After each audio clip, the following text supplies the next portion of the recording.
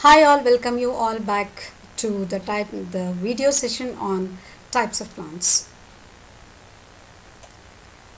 We discussed in the previous sessions about the planning premises, the plans, the objectives, the goals, the targets, and how the objectives are going to influence the working of a company, and how and why the planning premises has to be established in order to achieve the success in a longer run.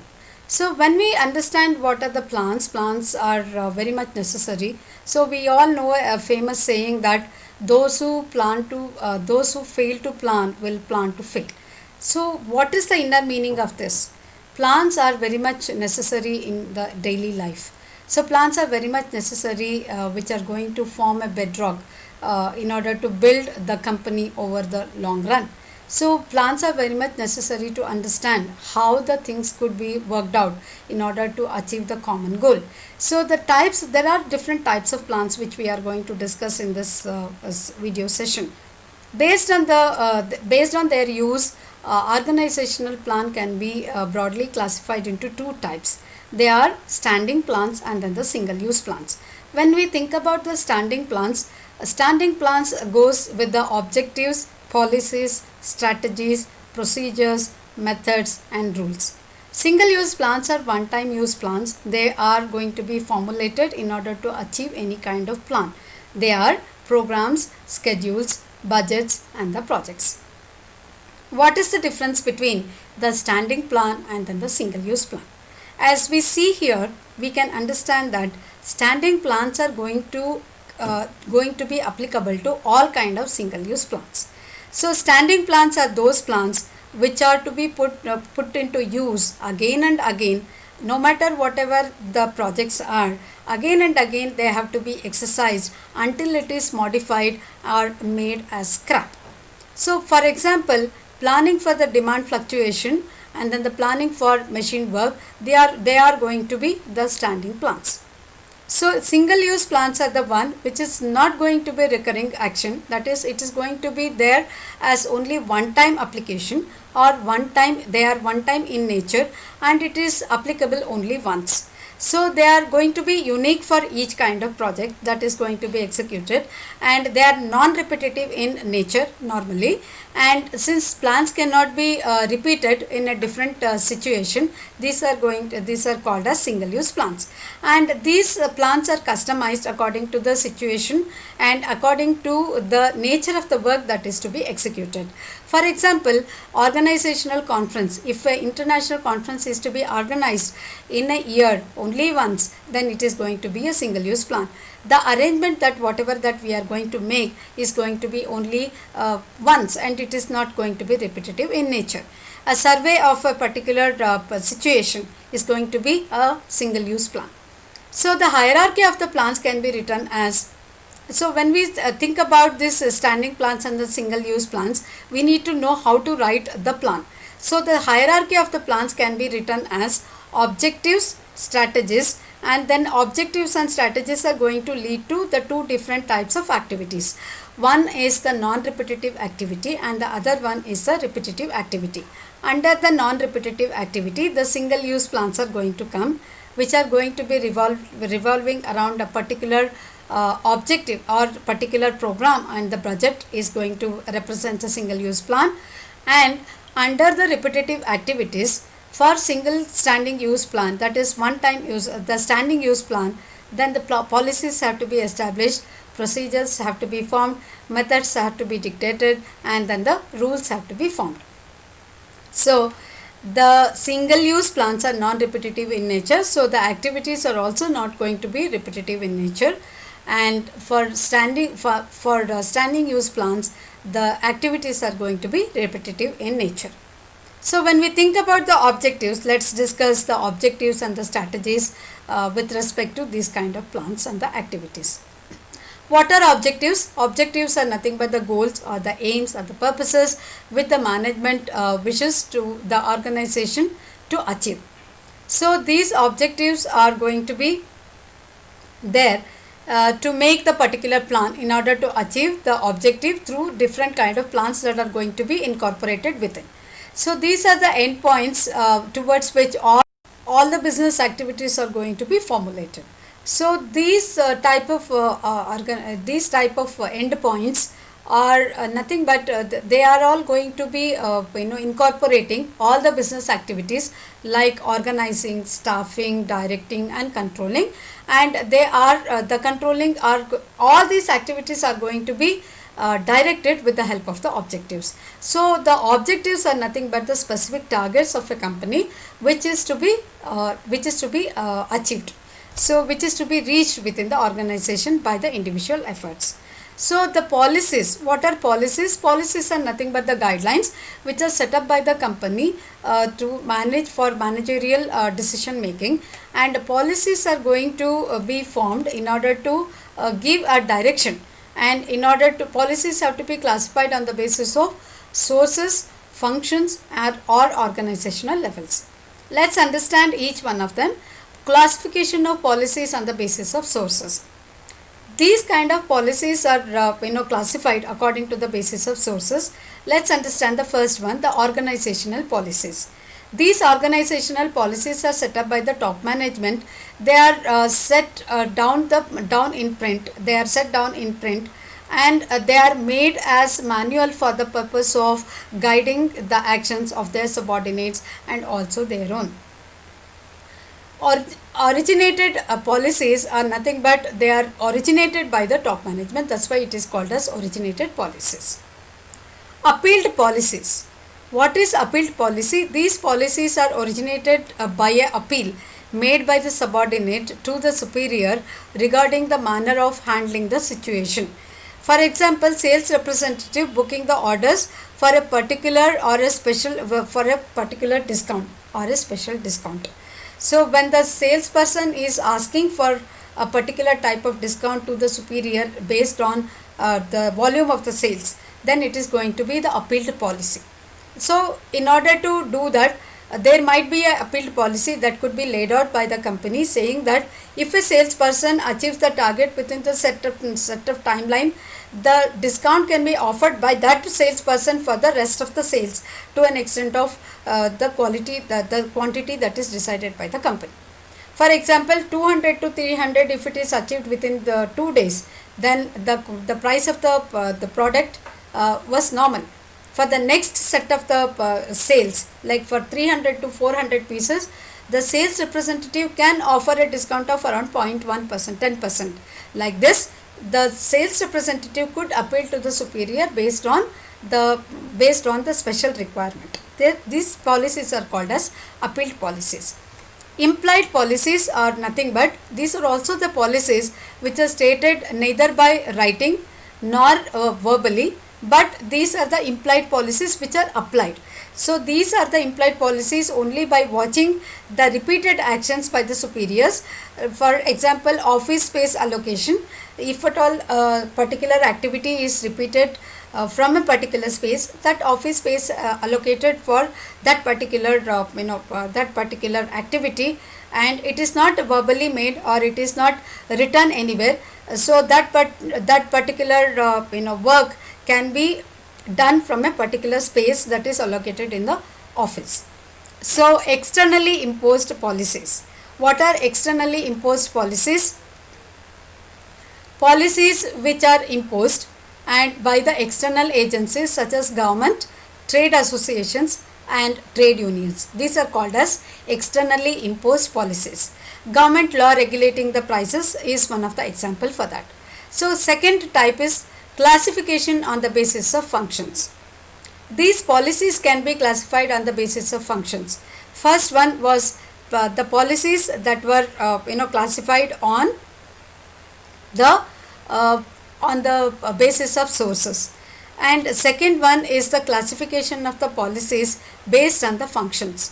What are the classifications? Based on the functions, the business functions, the policies may be classified into production, sales, finance, personal policies, etc.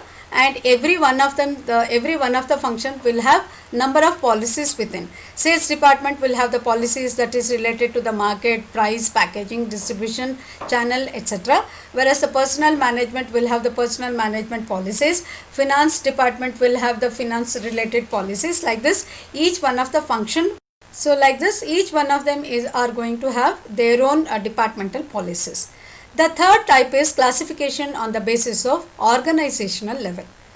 In this particular type of classification, the policies range from major company policies through the major departmental policies, and this major departmental policies will move on to the minor level of policies or the derivative policies from the departmental policies, and it will go to the next smallest segment of the organization.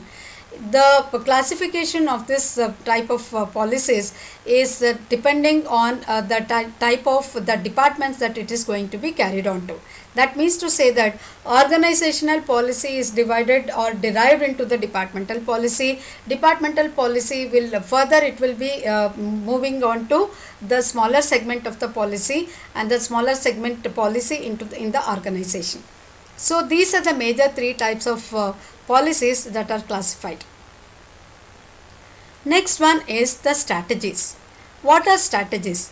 Strategies are the one which specifies the route that is to be taken to achieve the objectives and the policies. So the strategy is nothing but the unified plan of action to achieve a goal. So the strategies normally consists of three factors. One is the course of action. Second one is the commitment of resources. Third one is the detailed blueprint of the moves, the initiatives that is taken, and then the timely responses by the external and then the internal bodies. So the strategy is a master plan which is for moving the organization towards its objective. Strategies, for example of the strategy is strategy for winning a contract, strategy for publicity, strategy for to achieve the targets of to achieve the targets in terms of expanding the plants, expanding the units. These are the strategies. So the next one is the procedure. We learnt about the policies, we discussed about the strategies, and now coming on to the procedures. So what are the procedures? Policies are carried out by a more detailed guidelines called as procedures. The procedures provides a set of instructions to carry out the work in a step-by-step manner or a sequence. So normally we use this procedure word in the laboratories while doing the experiment. So while doing the experiment, the procedure is laid out in order to conduct the experiment to see the expected result by a experiment. So once the procedure is established, it ensures the higher level of performance. A good procedure has to be purposeful, and it has to be functional in nature, and it is written in a form. So it should be simple and clear. When you think about your manuals, experiment manuals, that is the lab manuals, you can see these procedures are purposeful and functional, and because it is going to make you to do the experiment in a proper way, and it is in the written form in the manual booklet, and it is controlled one, and it is very simple, and you are able to understand very clearly while doing the experiment. So the same one is carried on in a larger way in the organizations, and it is exposed to the periodical review. So normally the manuals are set when the VTU establishes, when the university establishes the scheme. Once the scheme is established, the syllabus are given. Once the syllabus is given, the syllabus will be studied, and with the proper arrangement, the entire setup is made in order to conduct the experiment using the resources in the lab. And once it is done, the procedure is made in the written form, and then which is going to be in the simple and clear form, and it is not going to be rigid. There should be alternative plans in order to execute it, and it is exposed to the periodic review to see whether the plan that is taken is the proper one in order to achieve the expected result. So the same can be applied in a bigger way. You can quote an example of procedure of purchasing raw material in the stores department, procedure of CET admission, or procedure of PG CET admission, post graduation studies, COMEDK admission. These are all the simple examples where you will see the procedures. What are the differences between the policies and the procedures? Normally both of them looks alike, but there is a vast difference. The policies are the general guidelines at the higher level people. Procedures are the general guidelines and are the plan of action at the lower level people, for the lower level people. helps in fulfilling the objectives of the company, whereas the procedure shows the way to apply the policies. And generally, the policies are broad in nature and procedures are specific in nature. These are the major three differences between the policies and the procedure. So we understood that the procedure is more specific one, so that we will be able to complete the objectives that are laid out, and policies are going to give us the broader outline that what needs to be done. Let's understand what are the advantages and limitations of the procedures. If we see the advantages, they are very specific in nature, so that it will be simple and clear to understand and to move ahead. They indicate a standard way of performing the task, and they ensure the higher level of uniformity of performance in the company, and they minimize the time to execute the work, and the procedures also control over the performance. They allow the control over the performance. Since it is periodically reviewed, it will be up to date, and it will improve the employees efficiency. And there are certain limitations to the procedures, and if we see the limitations of the procedure, if we prescribe a particular way, the innovations will not come into the picture, and people would not tend to try another way to do it. So the many variables cannot be verified, and the innovations are going to be limited. So cutting across the different departments, sometimes it goes with the overlapping of the work, and duplication of the work, wastage of time, wastage of resources, and it also creates a conflict between the employees. So purchase of the raw material going through the stores, and purchase department, if the purchase department also tries to purchase the material, there could be the same material duplication from both the stores department as well as the purchase department. And if the inspection department also tries to procure the material that is required, again there could be a duplication, or there could be the conflict in the rates of the material. So a particular department has to be designated with the particular procedure of purchase, so that there will not be any duplication, there will be cost effectiveness. So the procedure has to be clearly stated to the stores department in order to procure the material. So what are the methods? We learnt about the policies, we learnt about the procedures. Now let's understand how to imply the policies and then the procedures. What they are called as the methods. A method is a prescribed way of doing a work in which step-by-step procedures are followed. So if the method is in place, methods indicate the simplified technique to be employed in order to achieve the process by following the procedure. Methods usually focus on the best way of doing the job within that given timeline, and best use of the time will be there in order to achieve the success using the standard methods. So the standard methods will help the employees to achieve the task in the specified time with the simplified techniques. So it increases the effectiveness, and it reflects the efficiency, and it reflects the useful procedure of the work or the method that is to be employed in order to achieve the complete efficiency of the work. So the methods are usually the products of the research, and methods are formulated or found out with the repeated iterations that are followed. And experimentations will definitely lead to the iterations, and they also leads to the careful analysis. So the methods, for example, if you think about the methods of the quality assessment, methods of the self-evaluation, methods to conduct the recruitment, all these are evolved. For example, methods to conduct the recruitment during the COVID-19 situation. Majority of the corporates went for the virtual kind of interviews. These virtual interviews were not found to be, they were not invented, or they were not experimented before, when there was a face-to-face interview that was going on.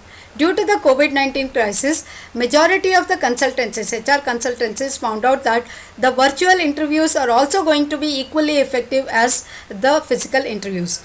This avoided the cost. Probably it could be implemented during the normal timings also, which would definitely save the timings of the interviewers as well as the candidates. And also there are certain ways and the methods which could lead to the perfection in the evaluation methods also.